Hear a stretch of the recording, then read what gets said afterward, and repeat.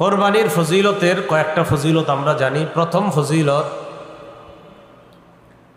কোরবানির দিন কোরবানি করা, পশু জবাই করা, এটার চাইতে উত্তম শ্রেষ্ঠ কোনো এবাদত আল্লাহর কাছে নাই। মানে ফরজ এবাদত নামাজ তো আছে, এটার পরে এই কোরবানি নামক এবাদতের চাইতে উত্তম কোনো এবাদত কোরবানির দিন আর আল্লাহর কাছে নাই।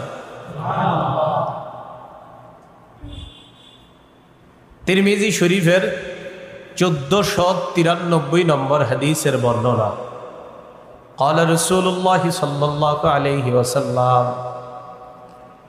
ما عمل آدمي من عمل يوم النحر أحب إلى الله من إهراق الدم। রাসূলুল্লাহ সাল্লাল্লাহু আলাইহি সাল্লাম বলেন, কোরবানির দিন আদম সন্তান যে কোরবানি করে, এই কোরবানি করার চাইতে এত ফজিলত